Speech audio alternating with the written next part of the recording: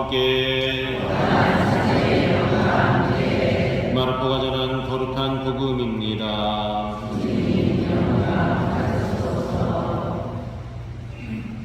그때 요한이 예수님께 말하였다. 스승님, 어떤 사람이 스승님의 이름으로 마귀를 쫓아내는 것을 저희가 보았습니다. 그런데 그가 저희를 따르는 사람이 아니므로 저희는 그가 그런 일을 못하게 막아보려고 하였습니다. 그러자 예수님께서 이르셨다. 막지 마라. 내 이름으로 기적을 일으키고 나서 바로 나를 나쁘게 말할 수 있는 사람은 없다. 우리를 반대하지 않는 이는 우리를 지지하는 사람이다. 내가 진실로 너희에게 말한다. 너희가 그리스도의 사람이기 때문에 너희에게 마실 물 한 잔이라도 주는 이는 자기가 받을 상을 결코 잃지 않을 것이다. 나를 믿는 이 작은 이들 가운데 하나라도 죄 짓게 하는 자는 연자매를 목에 걸고 바다에 던져지는 편이 오히려 낫다. 내 손이 너를 죄 짓게 하거든 그것을 잘라버려라. 두 손을 가지고 지옥에 그 꺼지지 않는 불에 들어가는 것보다 불구자로 생명에 들어가는 편이 낫다. 내 발이 너를 죄 짓게 하거든 그것을 잘라버려라. 두 발을 가지고 지옥에 던져지는 것보다 절른 발이로 생명에 들어가는 편이 낫다. 또 내 눈이 너를 죄 짓게 하거든 그것을 빼 던져버려라. 두 눈을 가지고 지옥에 던져지는 것보다 외눈박이로 하느님 나라에 들어가는 편이 낫다. 지옥에서는 그들을 파먹는 구더기도 죽지 않고 불도 꺼지지 않는다. 주님의 말씀입니다. 앉으십시오. 희망의 순례자 만수일동 공동체 여러분, 우리 순례 여정이 9월 마지막에 와 있습니다. 이번 9월은 다섯째 주, 이번이 다섯째 주예요. 내일이 월요일이면서 화요일이면 달이 바뀌죠. 새로운 10월 달을 맞이하게 됩니다. 아마도 10월이 되면 그야말로 가을 가운데에 완연한 가을에 접어들 것으로 예상이 됩니다.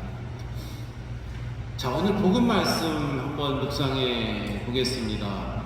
죄 짓게 하는 사람은 목에 연자맷돌을 달고 바다에 던져지는 것이 낫고, 이 연자맷돌 여러분 아십니까? 아주 큰 요런 맷돌하고는 차원이 틀려요.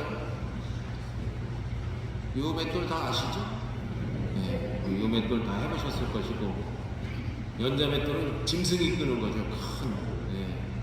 그 연자맷돌 그 순교자들이 그 가운데 이렇게 구멍 난 대로 반대쪽에서 밧줄로 그 목을 감아갖고 그냥 잡아 당겨서 그렇게 해서 또 처형이 당하기도 했던 그런 맷돌이 어쨌든 큰 엄청 무거워 사람이 끌기 힘든 그런 맷돌을 말합니다. 또 이 손이 죄를 짓게 하거든 손을, 발이 죄를 짓게 하거든 발을 찍어버려라. 찍어버린다는 건 잘라낸다는 얘기인데요. 눈이 죄를 짓게 하거든 빼버리라고 이야기를 합니다. 끔찍하죠. 글쎄요, 이 말씀대로라면은 여기 계신 분들 중에 성한 사람이 한 분도 없을 것 같은데요. 저를 비롯해서 다 만약에 지금부터 시작이야 다음 주에까지 하면 다음 주에 다 이거 하나씩 다 없고 이렇게 나타나실 것 같습니다. 글쎄요, 이거 정말 이렇게 하라는 말씀이신지. 아마도 손발을 잘라버리고 눈을 뽑아버릴 만한 그런 결단, 그런 결심을 가지고 죄를 멀리하라는 그런 결단을 촉구하는 말씀으로 우리가 알아들어야 되지 않을까 생각이 듭니다. 신라 시대에 김유신 장군이 있었습니다. 여러분 김유신 장군 들어보셨죠? 네. 삼국통일에 큰 역할을 했던 이 김유신 장군은 젊었을 때 아끼던 말의 목을 그야말로 찍어 내리쳤던 그런 사건이 있었어요. 김유신은 15세 화랑이 되었다고 합니다. 김유신은 천관이라는 기녀를 그때 당시 이제 알게 되었는데, 이 기녀는 미모뿐만 아니라 학식이 뛰어나 많은 젊은이들로부터 흠모를 받던 아주 절세 미인이었다고 해요. 김유신도 그때 어린 시절 15, 16 아주 제가 볼 때는 배는 게 없었을 것 같은데 김유신도 그 천관녀에게 한눈에 반했고 그래서 그 이후부터 그녀의 집을 자주 들락날락했다고 합니다. 그러면서 그렇게 사랑에 빠졌던 것이죠. 그러다가 어느 날 부모님이 이제 이 사실을 알게 됐고 특히 어머니가 김유신을 불러서 호되게 꾸짖습니다. 내가 장차 삼국을 통일할 꿈을 천하에 펼칠 대장부란 말이냐? 어찌 대장부가 여인의 치맛복에서 헤어나질 못하느냐? 아주 강한 질책을 받았습니다.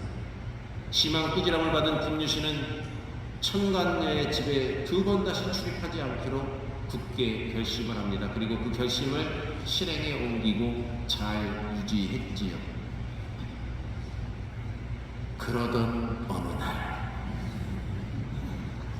이야기는 꼭 이렇게 되는 거예요. 그러던 어느 날 김유신은 동료 화랑들과 어울렸습니다.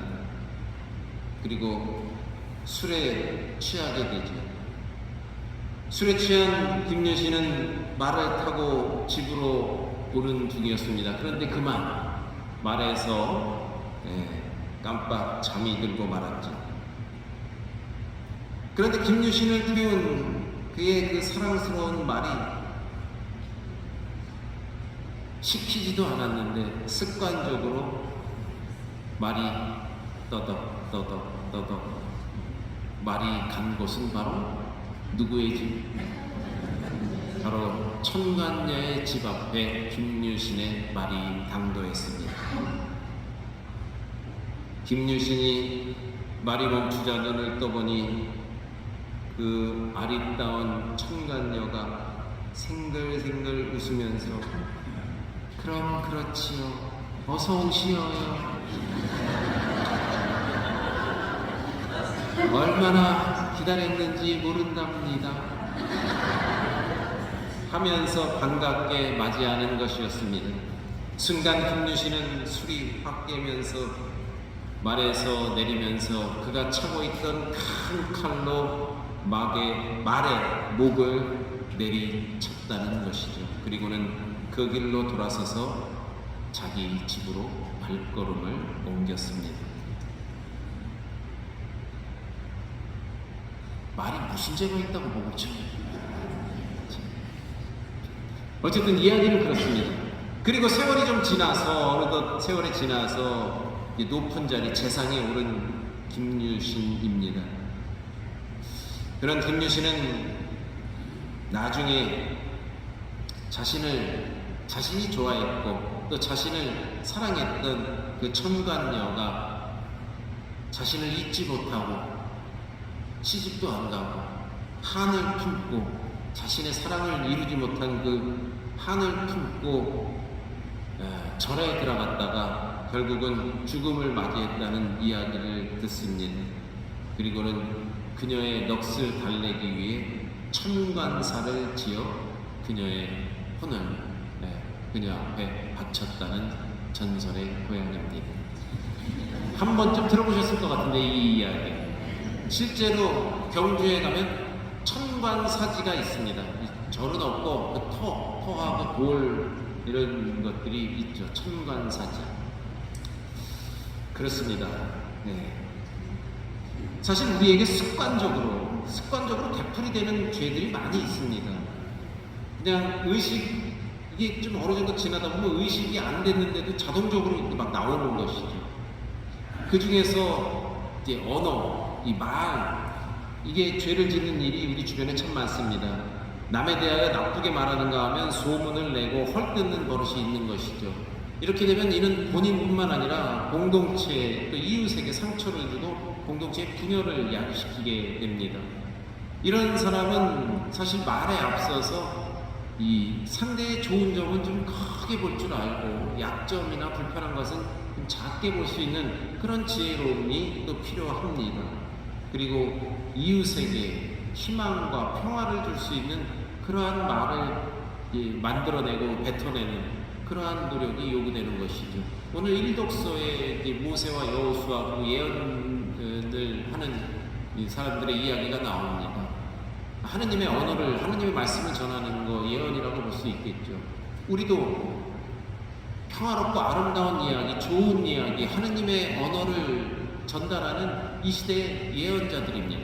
그런데 그렇지 못한 반대의 경우, 불평과 불만과 약점과 안 좋은 것과 남을 흉보는 것과 이런 것들이 계속 습관적으로 나가게 되면 예언자로서의 이 삶과는 정반대의 이 길을 가는 것이죠.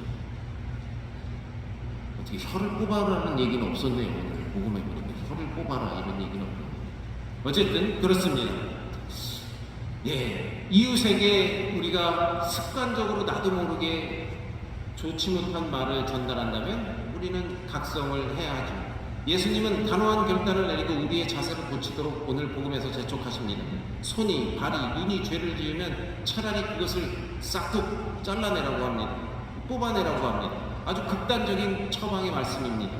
철저한 자세를 요구하시는 것이죠. 하지만 이것은 그야말로 말 그대로 이 복음 말씀 그대로 정말로 신체를 절단하라는 그런 말씀이기보다는 현실감과 생동감을 전달하기 위한 당시 복음서가 쓰여질 당시 이스라엘 이 지역의 특유의 그 과장법을 사용해서 복음 저자는 우리에게 전해주는 것 같습니다. 소중한 우리의 지체를 포기할 만큼 영원한 생명을 얻기 위해 힘쓰라는 그런 교훈을 우리에게 주고 있는 것이죠. 오늘 복음에 또 우리가 주목해야 될 단어가 있습니다. 지옥이라는 말이 나옵니다. 지옥 여러 차례 언급이 되는데 아마 4번 언급이 되고 있는 것 같아요. 이 지옥은 루카복음의 부자와 라자로의 이야기에서도 언급이 됩니다. 이 가난했던 라자로는 저 천국에서 아브라함 품에 안겨서 있고, 부자였던 이 사람은 지옥에서 그냥 펄펄 끓는 이 지옥에서 목이 타갖고 물 한 방울이라도 좀 손가락으로 물 좀 적셔서 내 혀에다 좀 대달라고 이런 모습이 루카에도 나오죠. 지옥을 그리고 있습니다. 아마도 여기 앉아 계신 여러분들 중에 지옥을 경험해 보신 분이 있으실 것 같은데요. 아니 여기서 말하는 그런 지옥 말고 내 아주 지옥 같은 시간이었어. 내 인생이 아주 지옥이야. 뭐 이런 경험 있지 않습니까? 아주 혹독했던 그런 아마 여러분들이 참 참기 어려웠고 또 지금은 극복했지만 정말 야 지옥이 따로 없다 뭐 이런 경험을 하시는 분들도 계실 겁니다. 실제로 진짜 뭐 어디서 뭐 불이 펄펄 끓고 뭐 이런 건 아니지만 그만큼 힘든 시기 지옥을 경험했던 분들도 계시겠죠.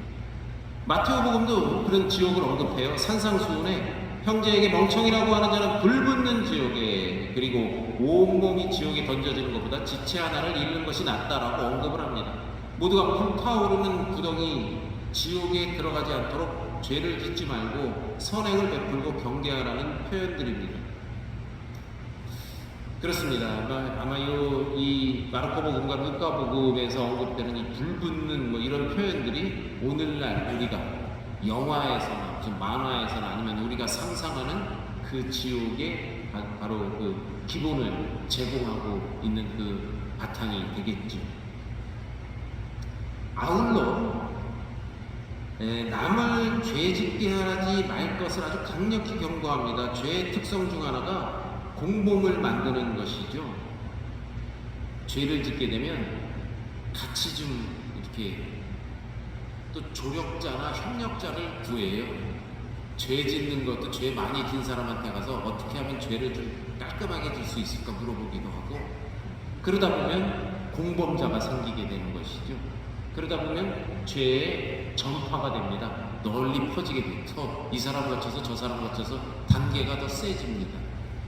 죄가 더 커지는 것이죠.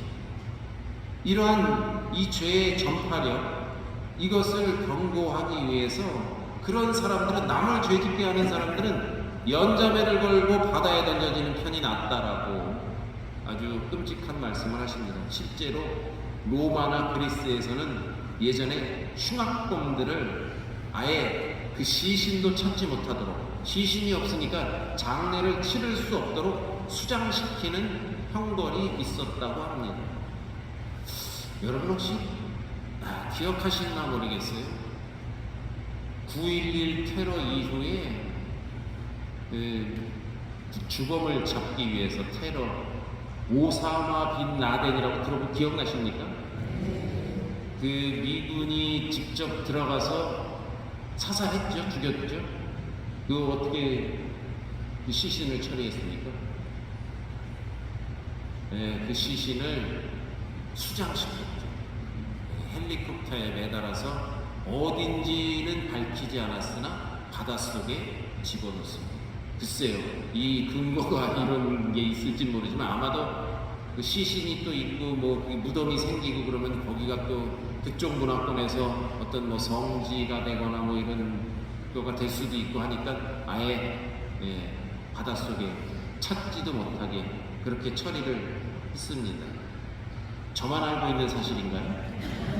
아마 들어보셨을 거예요. 그렇습니다. 그런 것도 생각이 납니다. 죄의 확산, 남을 죄짓게 만드는 일은 그만큼 경계해야 함을 강조하고 있는 것이죠. 여러분, 오늘 우리가 단호하게 내리쳐야 할 것들은 무엇이 있을까요? 뚝 잘라버려야 될 것. 발이나 손이 아니고 이 눈을 뽑아내는 것이 아니고 내가 내 안에서 뽑아내야 할 나의 잘못된 그런 습관,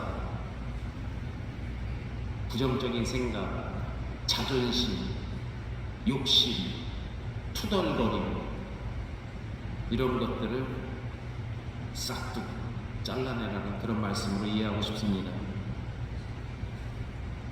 잘못된 습관을 단칼에 끊고 자유와 평화의 삶을 이어가는 희망의 순례자 여러분들이 되시길 기도드립니다.